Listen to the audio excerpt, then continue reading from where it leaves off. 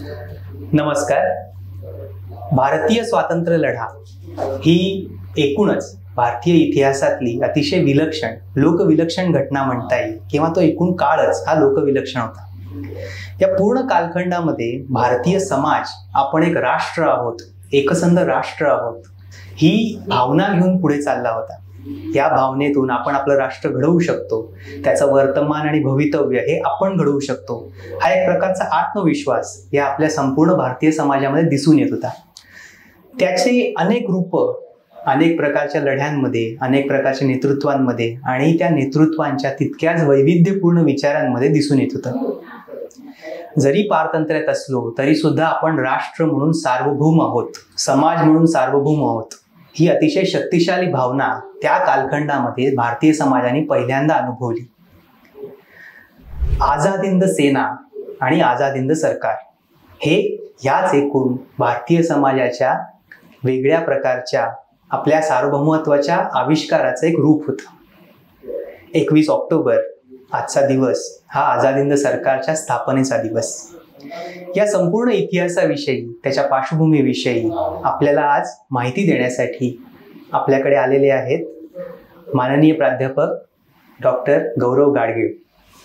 गौरव गाडगीळ सरांचा मी अल्प परिचय करून देतो. सोमय्या विद्याविहार या विद्यापीठामध्ये सिव्हिलायझेशन स्टडीज किंवा संस्कृती आणि सभ्यतांचा अभ्यास करणारा जो डिपार्टमेंट आहे त्या डिपार्टमेंटमध्ये ते प्राध्यापक आहेत, सध्या इन्चार्जही आहेत. भारताचा 20व्या शतकाचा इतिहास, जगाचा 20व्या शतकाचा इतिहास हा त्यांचा अभ्यासाचा मूळ विषय आणि त्यातून सुभाषचंद्र बोस, त्यांचे विचार, नेतृत्व, आझाद हिंद सेना, सरकार आणि एकूणच हा सगळा भारतीय स्वातंत्र्य लढ्याचा इतिहास हा त्यांचा स्पेशलायझेशनचा विषय. त्यामुळे या विषयावरती माहिती देण्यासाठी त्यांच्या इतका उत्तम आपल्याला माहितगार किंवा रिसोर्स पर्सन दुसरा कोणी मिळणं शक्य नाही. सर, या संपूर्ण पार्श्वभूमीविषयी म्हणजे एकूण आपण पारतंत्र्यामध्ये होतो त्या संपूर्ण कालखंडामध्ये, पण तरी सुद्धा आपण सार्वभौम आहोत किंवा आपण सार्वभौम सरकार स्थापन करू शकतो ही भावना अतिशय विलक्षण भावना आहे आणि त्याचं आपण म्हणू की आविष्कार म्हणजे आझाद हिंद सरकार हे होतं. या घटनेविषयी किंवा त्या एकूण काळाविषयी थोडी पार्श्वभूमी तुम्ही सांगाल का? हे कशा प्रकारे हे सगळं घडून आलं, आझाद हिंद सरकार कसं स्थापन झालं, त्याविषयी जरा सांगा आपण. जरूर. पहिला मी विवेकचा अत्यंत आभारी आहे की या मंचावर मला बोलवलं. हा विषय एवढा सरळ सोपा नाही आहे की भारताची ही संकल्पना किंवा ही सार्वभौम सरकार स्थापनेची गरज वाटणं किंवा ती केपेबिलिटी आपल्यात आहे अशी मनात जागृती होणं हे अचानक एक 5-10 वर्षात झालेली घटना नाही, तर ही एक शतकावर आहेच. तर 1857 पासनाच्या लढ्यात आपण बघतो की भारताची संकल्पना हळूहळू रुजू व्हायला लागली. 19व्या शतकाच्या शेवटी भारतीय राष्ट्रीय काँग्रेसची स्थापना जेव्हा झाली 1885ला मुंबई या शहरात, तेव्हा पहिल्यांदा आपण भारतीय आहोत हे कुठे एका राष्ट्रीय स्तरावर विश्वास व्हायला लागला होता. त्याबरोबरच राष्ट्र निर्माण कसं करायचं याच्यात विविध विचार होते आणि वैविध्य प्रकाराने आपण कसं एक लढा देऊ शकतो, तो शांतीपूर्वक पद्धतीने हवा किंवा क्रांतिकारीपूर्वक, याच्यात अर्थातच काय म्हणू शकतो विवाद होते, भांडणं होती, डिबेट्स होत्या आणि हे कॉन्व्हर्सेशन सतत चालू राहिले जे 20व्या शतकात किंवा आता 21व्या शतकात पण आपण बघतो की आहेतच. प्रोव्हिजनल गव्हर्नमेंट स्थापित करून स्वराज्याकडे वाटचाल व्हावी ही पहिली कल्पना ही आझाद हिंद सरकारच्या स्थापनेत आलेली नव्हती. तर या आधी सुद्धा प्रोव्हिजनल गव्हर्नमेंट्स ही भारताच्या बाहेर किंवा भारतात सुद्धा ही स्थापित झालेली आहे. फर्स्ट वर्ल्ड वॉरच्या काळात जे प्रथम विश्वयुद्ध अजून जवळपास 110 वर्षापूर्वी झालं तेव्हा अफगाणिस्तानात असेच प्रयत्न झालेले होते. त्याशिवाय सुद्धा आपण बघतो 1942 साली जेव्हा भारत छोडो आंदोलन चालू होतं तेव्हा साताऱ्यात प्रति सरकारची स्थापना झाली होती किंवा बंगाल प्रदेशात सुद्धा असे प्रयत्न झालेले होते. आणि आपल्याला स्वातंत्र्य हवं आहे ही संकल्पना सुद्धा जवळपास 4 ते 5 दशक होती.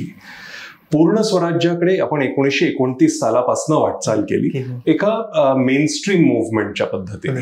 पण अनेक घटक असे होते ज्यांच्यात हा विचार होता, अनेक गट विचार करत होते की आपल्याला पूर्ण स्वराज्यच हवं आहे.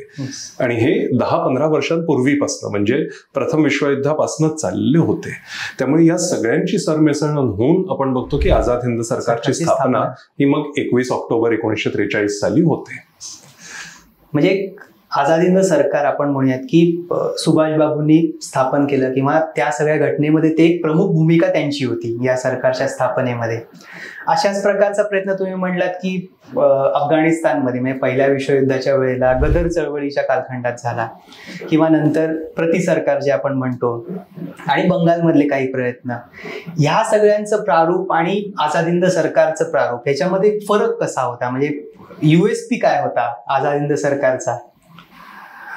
आता या आधी जे प्रयत्न झाले होते म्हणजे तुम्ही 2 उदाहरणं घेतली, आपण त्या दोन्ही उदाहरणांवर बोलू.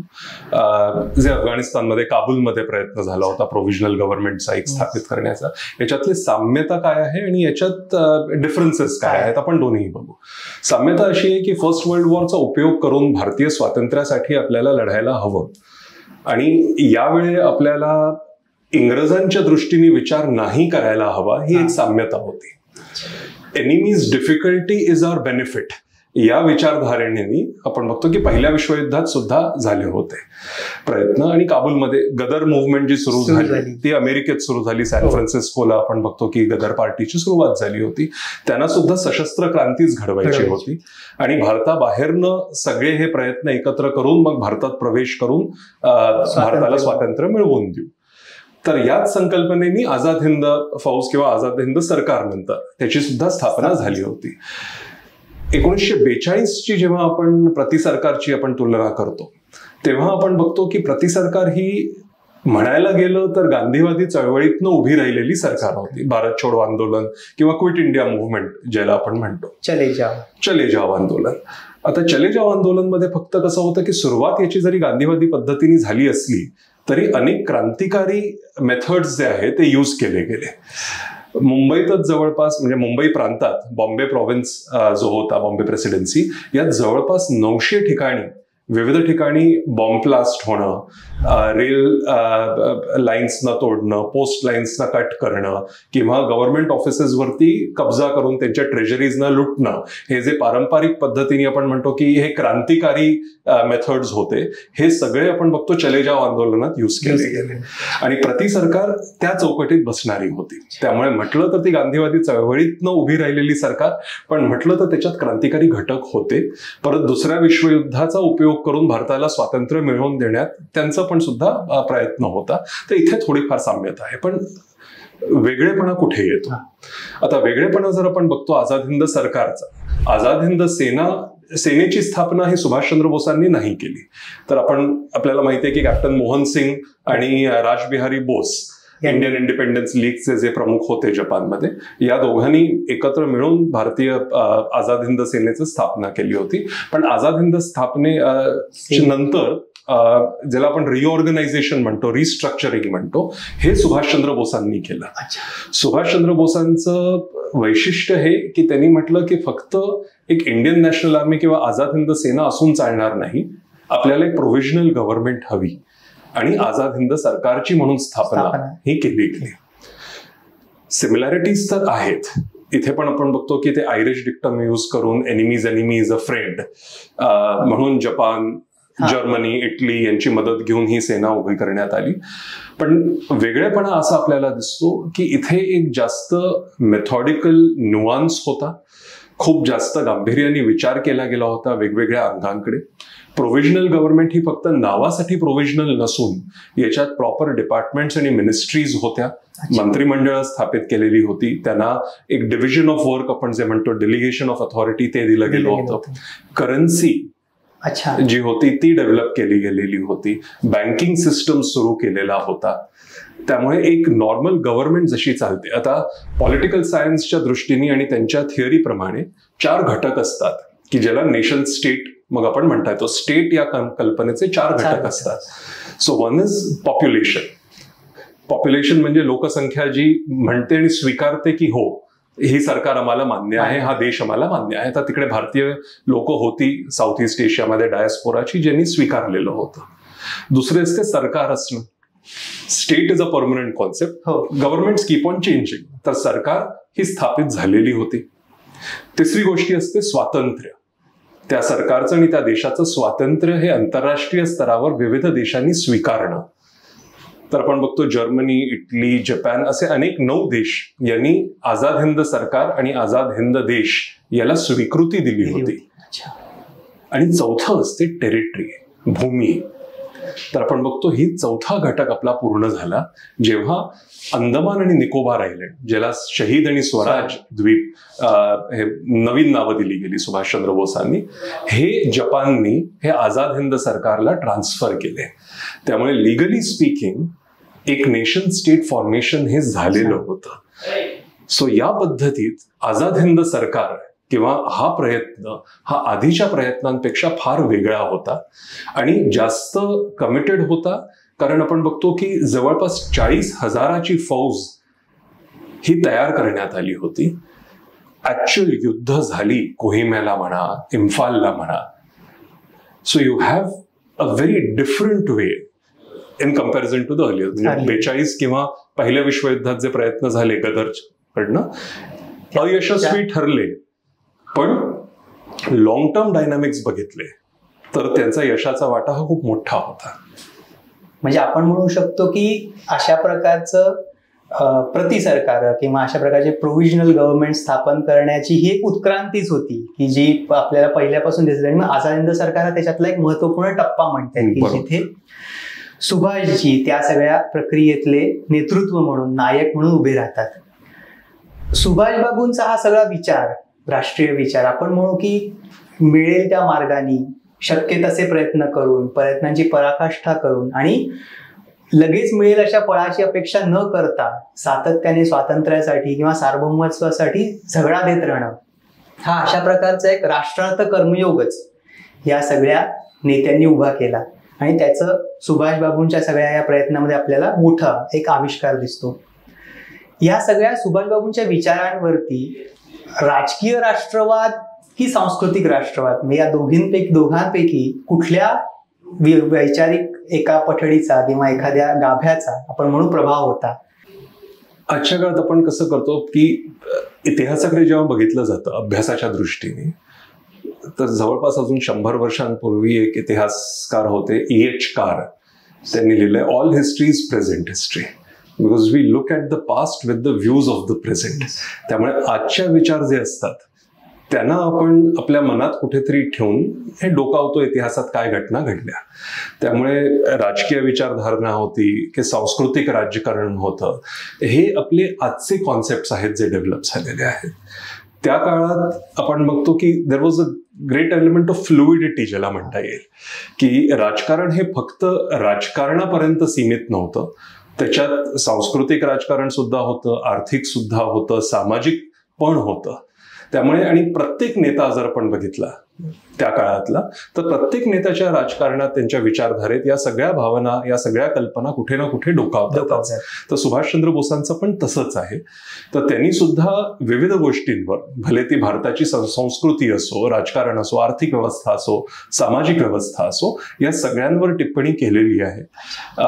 जशी गांधींनी किंवा नेहरूंनी किंवा सरदार पटेल किंवा इतर सगळे नेतृत्व जे होतं त्या काळातलं, त्यांनी जसं केलं तसं तिथे सुद्धा केलेलं आहे. म्हणजे या सगळ्या त्यांच्या एका इतिहासाचा किंवा वैचारिक इतिहासाचा अभ्यास करताना राष्ट्रासाठीची तळमळ या पायावरती त्या सगळ्यांचा अभ्यास करणं आवश्यक आहे. त्यांचं एखाद्या ठराविक अशा पठडीमध्ये गणना न करता आपण, तुम्ही जसं म्हणलात की फ्लुइड आहे ते सगळं, म्हणजे एखाद्या प्रवाहाप्रमाणे सातत्याने बदलणार असं ते नेतृत्व आणि विचार हे त्यांनी अवगत केले होते. या सगळ्या त्यांच्या घडणीबद्दल किंवा जडणघडणीबद्दल आपण काही सांगाल का? सुभाषबाबूंच्या सगळ्या वैचारिक नेतृत्वाच्या घडणीबद्दल. जरूर. आपण जेव्हा विचारांबद्दल म्हणतो तेव्हा विचार हे कुठल्याही व्हॅक्युम मध्ये किंवा शून्यतेत निर्माण होत नाहीत. त्याच्यासाठी एक सोशल हिस्टॉरिकल कॉन्टेक्स्ट असतो. तर तसाच कॉन्टेक्स्ट हा सुभाषचंद्र बोसांचा सुद्धा होता. त्यांचे अनुभव जे होते, त्यांच्या आजूबाजूला घटना ज्या घडत होत्या, भले ते एका मोठ्या कॅनव्हसवर कलोनियल सेटअप असो किंवा त्यांचे पर्सनल एक्सपिरियन्सेस जे त्यांना शालेय जीवनात किंवा कॉलेजच्या जीवनात आले किंवा ते इंग्लंडला जेव्हा ICSचा अभ्यास करत होते तेव्हा आले, तर त्या सगळ्यांना मिळून त्यांची विचारांची घडणी झालेली आहे. त्यामुळे त्यांच्या विचारांवर आपण बघतो की भरपूर विविध इन्फ्लुएन्सेस आहेत. म्हटलं तर हो, भारतीय संस्कृतीचा इन्फ्लुएन्स रामकृष्ण परमहंस आणि स्वामी विवेकानंद या दोघांचे विचार भरपूर ठिकाणी आपण बघतो की सुभाषचंद्र बोसांच्या विचारधारणेत डोकावतात. त्याबरोबर सुरुवातीच्या काळातच नाही तर नंतरच्या काळात सुद्धा गांधीवादी विचारधारणा जी आहे ती सुद्धा प्रामुख्याने आपल्याला दिसायला येते. आयरिश इंडिपेंडन्स मुव्हमेंट, आयर्लंडची जी इंडिपेंडन्स मुव्हमेंट होती त्याचा सुद्धा प्रभाव हा पूर्ण भारतीय स्वातंत्र्य चळवळीवर होता. टिळकांच्या काळापासून होम रूल पासनं हा सुभाषचंद्र बोसांपर्यंत, तर तो सुद्धा आपल्याला इन्फ्लुएन्स त्यांच्या विचारधारावर दिसून येतो. आणि अर्थातच 1917 नंतर रशियामध्ये जी बोल्शेविक क्रांती झाली आणि त्यातनं जो सोव्हिएट रूस उभा राहिला, सोव्हिएट रूस एक ऍडव्हान्स्ड इकॉनॉमिक मिलिटरी पॉवरच्या स्वरूपात जसा 1930च्या दशकात उभा राहिला, तर त्याचा सुद्धा प्रभाव हा होता. आणि युरोपियन लोकशाही व्यवस्थेचा सुद्धा हा प्रभाव आपण सुभाषचंद्र बोसांच्या विचारधारणेवर बघतो. त्यामुळे हे सगळे आयडिओलॉजिकल डायमेन्शन्स जे आहेत हे कुठे ना कुठे एकत्र येतात. आणि 1930च्या दशकात किंवा 20च्या दशकातच एक अजून एक डेव्हलपमेंट जी युरोपमध्ये होत होती ती होती फॅसिस्ट पार्टीजचा राईज. तर जसं डेमोक्रेसीज होत्या, जसं कम्युनिझम हे सोव्हिएट युनियनमध्ये आलं होतं, तसंच अजून एक काउंटर रेव्होल्युशनरी आयडिया जी युरोपमध्ये उभी राहिली, दॅट वॉज फॅसिझम. तर फॅसिस्ट विचारधारेचा पण प्रभाव हा कुठे ना कुठे आपल्याला सुभाषचंद्र बोसांच्या विचारांवर दिसतो. मग अशा काही ठराविक असे व्यक्तिमत्व होती का की ज्यांचा आपण म्हणू शकतो की अगदी आपल्याला दिसतो असा प्रभाव सुभाषजींच्या सगळ्या नेतृत्वावरती किंवा विचारांवरती? मग राष्ट्रीय व्यक्तिमत्व असतील किंवा जागतिक व्यक्तिमत्व, अशी काही उदाहरणं समजा तुम्ही दिलीत की अशा प्रकारे ज्यांनी प्रभाव पाडला सुभाषजींच्या सगळ्या? आता मी म्हटलं तसं काही आहेत. आता भारतातनं जर आपण सुरुवात केली तर रामकृष्ण परमहंस आणि स्वामी विवेकानंदांचा तर उल्लेख मी केलाच, पण त्याबरोबर अजून एक नाव ज्यांना त्यांनी आपला राजकीय गुरु म्हणून स्वीकारलं होतं, त्यांच्या मार्गदर्शनाखाली ते भारतीय स्वातंत्र्य लढ्यात त्यांनी प्रवेश घेतला, त्यांच्या मार्गदर्शनाखाली ते वाढले, ते म्हणजे चित्तरंजन दास, देशबंधू दास. गांधींपेक्षा जास्त इन्फ्लुएन्स आपण म्हणू शकतो की चित्तरंजन दास यांच्या विचारांचा सुभाषबाबूंवर होता. नंतर अर्थातच गांधींचा विचार सुद्धा हा खूप प्रभावशाली होता जो सुभाषचंद्र बोसांवर होता. त्यांचा गांधींबरोबरचा नंतरचा लढा हा एका वेगळ्या लेवलवर होता किंवा एका वेगळ्या विचारसरणीवर होता, पण सन्मान आणि विचारांवर विश्वास हा राहिला. अजून एक व्यक्ती जे म्हणता येईल की सुभाषचंद्र बोसांवर त्यांचा प्रभाव होता आंतरराष्ट्रीय स्तरावर, हे असं माझं मत आहे, हे आहे मुस्तफा केमाल पाशा किंवा आतातुर्क. जनरली आपण बेनिटो मुसोलिनी, तोजो हिडेकी यांची नावं घेतली जातात, पण केमाल पाशांचा पण खूप मोठ्या प्रमाणावर हा सुभाषचंद्र बोसांच्या विचारांवर प्रभाव होता. म्हणजे केमाल पाशा किंवा आतातुर्क यांच्यापासून तर अगदी हिटलर पर्यंत अशा सगळ्यांच्या म्हणजे अशा जागतिक नेतृत्वामध्ये कार्यरत असलेल्या अनेकांशी संबंध आलेला असा हा आपला भारतीय नेता सुभाषचंद्र बोस. पण या नेत्यांच्या मनातला भारत हा कसा होता, किंवा हिंद म्हणून त्यांची जी संकल्पना होती, आझाद हिंद म्हणून, ती काय होती, किंवा भाषा म्हणून, संस्कृती म्हणून त्यांच्यासमोर भारत कसा होता? आता प्रत्येकाची भारताची संकल्पना वेगळी असते आणि त्यामुळेच एक वेगळा रोमॅन्स जर आपण म्हणू शकलो, हा शब्द वापरू शकलो इंग्लिश लिटरेचरच्या पॉइंट ऑफ व्ह्यू, तर हा उभा राहतो. ही रोमांचक कल्पना आहे की राष्ट्र म्हणजे काय, आणि राष्ट्राची एक व्याख्या नाहीये, जेवढी लोक तेवढी व्याख्या. तर तसंच सुभाषचंद्र बोसांची कल्पना ही वेगळी होती, पण पूर्णपणे वेगळी होती का तर नाही, साम्यता सुद्धा होत्या.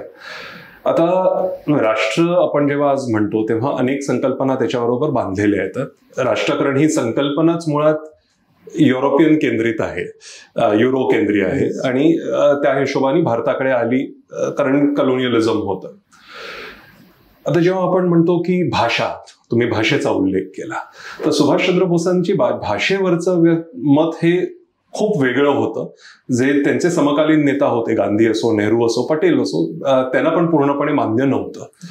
आणि यावर त्यांच्यावरचा केमाल पाशांचा प्रखर प्रभाव हा दिसून येतो. केमाल पाशांनी एक एक्सपेरिमेंट केली होती टर्कीच्या आधुनिकीकरणामध्ये, की भाषा ही कशी महत्वाची ठरेल. तर टर्किश भाषेला रोमन स्क्रिप्टमध्ये शिकवलं जावं, ज्या मार्गाने टर्किश विद्यार्थ्यांना युरोपियन भाषा शिकण्यामध्ये काय म्हणू शकतो सोपी होईल, आणि त्या हिशोबाने ते सायन्स टेक्नॉलॉजी लवकरात लवकर स्वीकारू शकतील आणि टर्कीचा विकास होऊ शकेल, अशी संकल्पना केमाल पाशांची होती. तर ती संकल्पना आपल्याला सुभाषचंद्र बोसांच्या विचारांमध्ये दिसते. खास करून 1938 सालाचं जे अधिवेशन होतं काँग्रेसचं हरिपुराला, जेव्हा ते अध्यक्ष होते काँग्रेसचे, तर त्यांच्या अध्यक्षाच्या भाषणात त्यांनी सांगितलेलं आहे की आपण हिंदुस्थानी भाषा ही स्वीकारावी, पण रोमन स्क्रिप्टमध्ये. आणि हिंदुस्थानी हा शब्द त्यांनी वापरलाय, हिंदी न वापरता. कारण इथनच आपण बघतो की राजकारण हे जे त्या काळात सुद्धा भाषेच्या आधारावर डोकावत होतं आणि धर्माच्या आधारावर डोकावत होतं, की हिंदी आणि उर्दू या वेगवेगळ्या भाषा खरं नाहीच आहेत. याचं एक वेगळं राजकारण 19व्या शतकात हे इंग्रजांनी खेळलं होतं, जे आपण डिवाइड अँड रूल पॉलिसी म्हणतो. तर डिवाइड अँड रूल पॉलिसी ही 1857 सालानंतर ही फक्त राजकारणात न आणून त्यांनी भाषेत आणली होती. कारण राष्ट्रघडणीसाठी भाषा ही खूप महत्वाची असते. धर्मापेक्षा जास्त महत्वाची एखाद वेळ कोणती वस्तू असेल, जर आपण साऊथ एशियन पॉलिटिकल डेव्हलपमेंटचाच मागच्या 40-50 वर्षांच्या बघितल्या, तर भाषा आहे. नाहीतर बांगलादेश नावाचा देश हा जन्माला आलेलाच नसता. तामिळ स्ट्रगल जे झालं श्रीलंकेत ते झालंच नसतं, आणि अनेक अशा गोष्टी, किंवा बलुचिस्तानमध्ये जे चाललंय. तर त्यामुळे हिंदुस्थानी, हिंदी आणि उर्दू हे मिश्रित. त्यामुळे आपण जे बोलतो ते ऍक्च्युअली हिंदी नाहीच आहे, ती हिंदुस्थानी आहे, ज्याला रेखता सुद्धा पूर्वी हा शब्द होता, किंवा हिंदवी भाषा अशी भाषा होती. तर हिंदुस्थानी ही भाषा हवी आणि रोमन स्क्रिप्ट ही हवी. आणि यांनी आपला फक्त हिंदू मुसलमान हा डिवाइड ब्रिज न होता उत्तर आणि दक्षिणेचा सुद्धा डिवाइड ब्रिज होईल. कारण स्क्रिप्ट जी आहे ती रोमन स्क्रिप्ट इंग्लिश साठी सुद्धा आहेच. त्यामुळे हिंदी हवी का इंग्रजी हवी राष्ट्रभाषेवर, त्यांचा हा विचार होता. अर्थात हा विचार आजच्या घडीला केवढा योग्य आहे, आपण उपयोग एखाद वेळ करत असू टायपिंग मध्ये, मोबाईलवरती किंवा कम्प्युटरवरती, पण हा किती योग्य आहे हा वेगळा विचार झाला. आणि परत ही कल्पना की राष्ट्राची व्याख्या ही भाषेच्या आधारावरच द्यावी का, युरो केंद्रित विचार हा आपण भारतासाठी ठेवावा का, आपण भारताचं उदाहरण जगासाठी ठेवावं बहुभाषिक देश असल्यामुळे, हा विचार आपल्याला करणं गरजेचं आहे. आणि याच विचारावर 70-80 वर्षापूर्वी सुद्धा चर्चा होत होती, आज सुद्धा चर्चा होते. त्यामुळे त्यांचा राष्ट्रवाद हा वेगळा होता. त्याबरोबरच जेव्हा आझाद हिंद सरकारची स्थापना झाली, तेव्हा आझाद हिंद सरकार, प्रति सरकार आपण जे म्हणतो, त्याचं पूर्ण नाव काय होतं, तर त्याचं पूर्ण औपचारिक नाव, ऑफिशियल नेम ज्याला आपण म्हणतो, ते अर्जी हुकूमते आझाद हिंद होता. तर त्यांनी हा फक्त एक काय म्हणू शकतो, it is walking the talk. ते जे म्हणाले होते 1938 साली, हे तर त्यांनी करून दाखवलं. त्यामुळे त्यांची भाषा ही provisional government of independent India, provisional government of Azad Hind साठी सुद्धा यूज केली गेली. आणि इकडे सुद्धा आपण बघतो की एक कम्युनल हार्मनी ही कशी एकत्र आणायला हवी. इत्मद, इत्तफाक आणि कुर्बानी या 3 सिद्धांतांवरती आझाद हिंद फौज ही काम करत होती. आझाद हिंद फौज मध्ये अनेक ऑफिसर्स जे होते ते मुसलमान होते. इव्हन जो शेवटचा प्रवास सुभाषचंद्र बोसांचा होता, त्यांच्याबरोबर जी व्यक्ती गेली ते कर्नल हबीबुर रहमान होते. त्यामुळे धार्मिक एकता, ज्याला त्यांनी आझाद हिंदच्या भाषेत कौमी एकता आणि कौमी गीत कदम कदम बढाये जा होतं ते, किंवा आझाद हिंदाबरोबर नेताजी हे नाव जे आहे ते सफरानी दिनी दिलेलं आहे. त्यामुळे अनेक अशा गोष्टी ज्या आहेत त्या आझाद हिंदमध्ये कुठे ना कुठे डोकावत होत्या. कम्युनल हार्मनी असो, एक लिंग्विस्टिक प्लुरॅलिटी ज्याला म्हणतात, बहुभाषिकता ही डोकावत होती. आणि भारत हा देश हा आपल्या सगळ्यांचा देश आहे. उत्तर आणि दक्षिण भारतांमध्ये सुद्धा आपल्याला एकी मेंटेन करायची. हा विरोध फक्त आजच दिसत नाही, तेव्हा सुद्धा आझाद हिंद फौजेत होता. खूप कंप्लेंट्स आल्या होत्या, कारण ऑफिसर क्लास हा उत्तर भारतीय होता, जो ब्रिटिश इंडियन आर्मी मधनं आलेला होता. पण प्लांटेशन लेबरर्स हे दक्षिण भारतीय होते जे साऊथ ईस्ट एशियात काम करत होते. त्यामुळे सैनिक जे म्हणतो कॅडर ज्याला म्हटलं जातं हे दक्षिण भारतीय होते. तेव्हा सुद्धा काही मतभेद होते ऑपरेशनल लेवलवर, पण त्याच्या सुद्धा वर आपल्याला कसं उठायला हवं. आणि सुभाषचंद्र बोस हे एक उत्तम उदाहरण आहे. त्यांचा आदर जेवढा उत्तर भारतात किंवा पूर्व किंवा पश्चिम भारतात होतो तेवढाच त्यांचा आदर हा दक्षिण भारतात आज सुद्धा होतो. त्यामुळे भारताची कल्पना ही एक अत्यंत वेगळी होती आणि आंतरराष्ट्रीय दृष्टीची होती.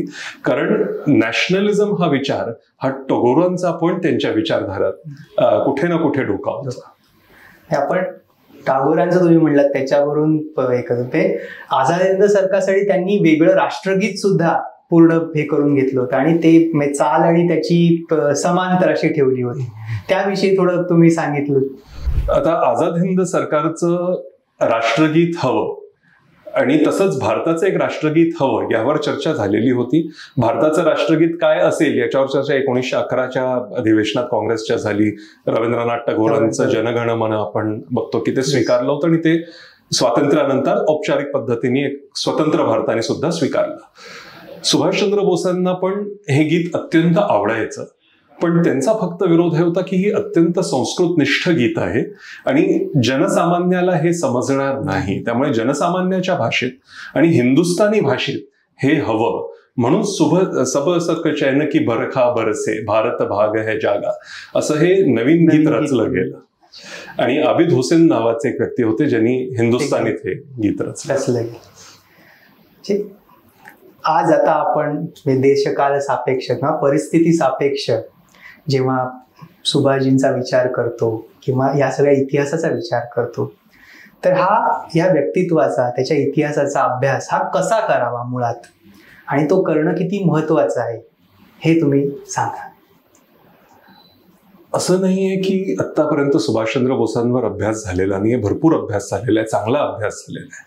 पण सुभाषचंद्र बोसच नाहीत तर इतर अनेक व्यक्ती जे आहेत इतिहासमध्ये, पहिली गोष्ट जी जनरली होते आपण व्यक्तिकेंद्री इतिहास करतो, तर तो न करता एक general socio economic political background गृहीत धरून त्या व्यक्तीचा विचार करावा, होलसम पर्स्पेक्टिव्ह मध्ये करावा. आणि तिसरं, आजचे राजकीय विचार हे इतिहासावर लादण्याचा प्रयत्न नाही करावा. हे कुठे ना कुठे महत्वाचं असतं. तो विचार कुठलाही असेल, कुठल्याही आयडिओलॉजिकल डायमेन्शनचा असेल, ऑब्जेक्टिव्हिटी इतिहासात येणं जवळपास अशक्य आहे. सब्जेक्टिव्हिटी ही राहणारच, पण तरीही ती किती कमी करता येऊ शकते याचा प्रयत्न करावा. कुठलाही एक विचार एका व्यक्तींवर झालेला हा संपूर्ण पद्धतीने केलेला विचार आहे का तर नाही. मॅक्स वेबर यांनी एक खूप चांगला मेथडॉलॉजिकल टूल जो दिला तो होता ideal types. So it is a multi dimensional view at the same reality. आपण त्याच गोष्टीकडे, त्याच व्यक्तींकडे, त्याच विचारांकडे बघतोय, पण वेगवेगळ्या अंगांनी बघतोय. आणि या सगळ्या अंगांना जेव्हा आपण एकत्र बघतो तेव्हा we come closer to the reality. But do we arrive at reality? So no. तर त्या हिशोबाने आपण कुठल्याही व्यक्तींचा अभ्यास करावा असं माझं मत आहे. म्हणजे हा अभ्यासाचा दृष्टिकोन जो तुम्ही मांडलात सगळा की मल्टी डायमेन्शनल म्हणजे अनेक अंगांनी त्या एका ह्याचा अभ्यास करावा. मग ती आपण जेव्हा बघतो की सुभाषचंद्र बोसांचा मग व्यक्ती म्हणून न राहता ती एक चळवळ म्हणून त्याचा पूर्ण आपल्याला अभ्यास करावा लागतो. तर असं आपण तो अभ्यास करू शकतो का? म्हणजे जरी ते काँग्रेसमध्ये होते किंवा नंतर त्यांचा वैचारिक हे झाले, पण एकूणच ही सगळी लोक चळवळच होती. तर असं त्याचा जो काही अभ्यास करताना मग तुम्ही काही त्याच्यात त्या दृष्टीने काही पुस्तकं किंवा काही लेख यांचा काही संदर्भ तुम्ही सांगू शकाल का की कशा प्रकारे याचा अभ्यास झालेला आहे किंवा तुमचं एखादा लेख असेल तर त्याविषयी तुम्ही सांगा. जरूर. अनेक पुस्तकं छापली गेलेली आहेत. म्हणजे इमिजिएटली लेट 40s मध्ये यू टोएनी स्प्रिंगिंग टायगर नावाचं पुस्तक आणलं होतं. तेव्हापासनं ब्रदर्स अगेन्स्ट द राज असो, द फॉरगॉटन आर्मी असो, किंवा आत्ता सुद्धा अनेक आलेली पुस्तकं, शुगातो बोसने हिज मॅजेस्टीज अपोनेंट लिहिलेलं. माधुरी बोसांचं पुस्तक आहे बोसांवर. तर अनेक पुस्तकं लिहिली गेलेली आहेत, ती लिहिली जात आहेत. चंद्रचूड घोषांचं पण मागच्या काही वर्षांमध्ये पुस्तक आलेलं आहे. तर पुस्तकं आहेत, अनेक लेख सुद्धा प्रकाशित आहेत.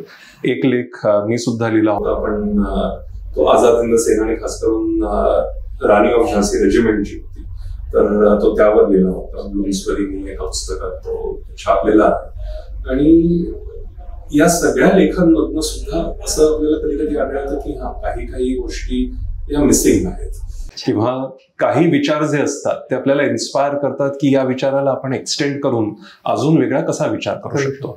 आणि जसं तुम्ही बरोबर म्हणालात की कुठल्याही व्यक्तीकडे बघताना he or she is a part of a greater social setup. त्यामुळे ते पूर्ण स्वातंत्र्य चळवळीतलं एक पात्र होतं आणि त्या पात्रावर अनेक अनुभव होते. He or she was shaping the movement and was in turn being shaped by the movement. त्यामुळे हे म्युच्युअल रिलेशनशिप जे आहे, पारस्परिक रिलेशनशिप जे आहे, हे सुद्धा गरज असते त्याचा अभ्यास करण्याचा.